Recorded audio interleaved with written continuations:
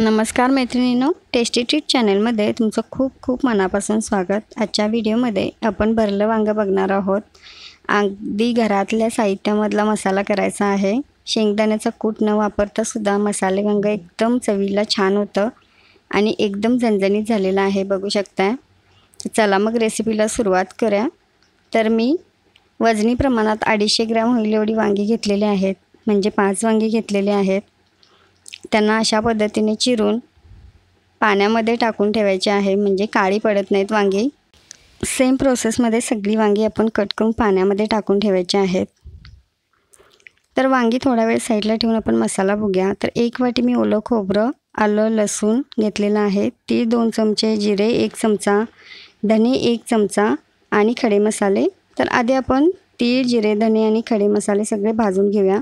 मी तमालपत्री अगदी लहान पान असते ते घेतलेलं आहे, कारण की तमालपत्रीचा वास खूप स्ट्रॉंग असतो।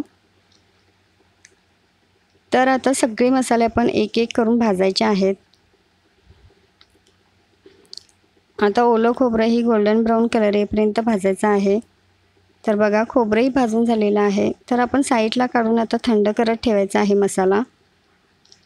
आता त्याच कढईमध्ये आपण 1 चमचा तेल घालायचं आणि त्याच्यामध्ये 1 कांदा मीडियम साईजचा उभा असा चिरून घेतलेला आहे तो घालायचा आहे। त्याच्यामध्ये लसूण आणि आलं घालायचं आणि ही एकदा आपण व्यवस्थित भाजून घ्यायचा आहे।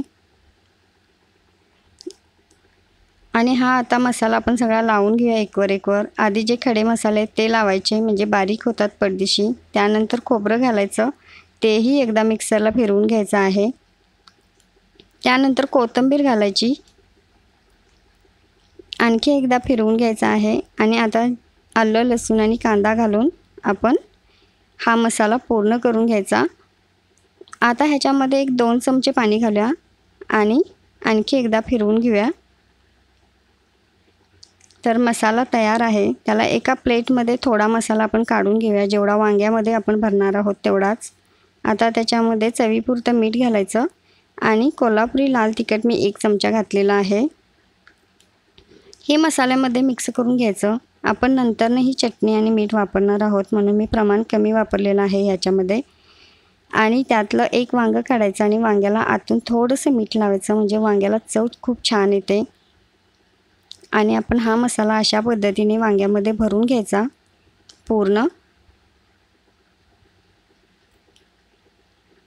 तर बघा, मसाला भरून झालेला आहे। सेम प्रोसेसमध्ये सगळी वांगी आपण व्यवस्थित भरून घ्यायची। तर वांगी भरून झाल्यानंतर आपण आता गॅसवर परत पातेलं ठेवायचं एक, आणि हा राहिलेला मसाला आणखी मिक्सरच्या भांड्यामध्ये थोडासा मसाला आहे तो सगळा मसाला वापरायचा आहे, म्हणजे ग्रेव्ही तयार करण्यासाठी।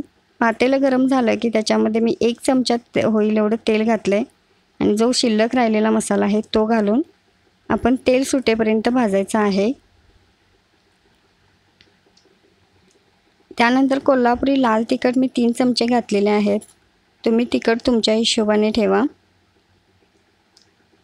आणि आता जी वांगी भरून घेतलेली आहेत ती घालूया आणि आणखी 1-2 मिनटं आपण ह्याला शिजवून घ्यायचं। त्याच्यामध्ये चवीपुरतं मीठ घालायचं आहे आणि थोडंसं पाणी घालून आपण ह्याच्यावर आता झाकण ठेवायचं आणि झाकणावर थोडंसं पाणी घालायचं आहे, म्हणजे वांगी शिजण्यासाठी फक्त 10 मिनिटे लागतात आणि वांगी खाली लागलीही जात नाहीत। तर वांगी शिजलेली आहेत आणि आपलं मसाला वांगी तयार आहे। तर तुम्हाला हा व्हिडिओ कसा वाटला ते कमेंटमध्ये नक्की सांगा आणि चॅनलवर जर नवीन असाल तर चॅनलला सबस्क्राईब करा। धन्यवाद।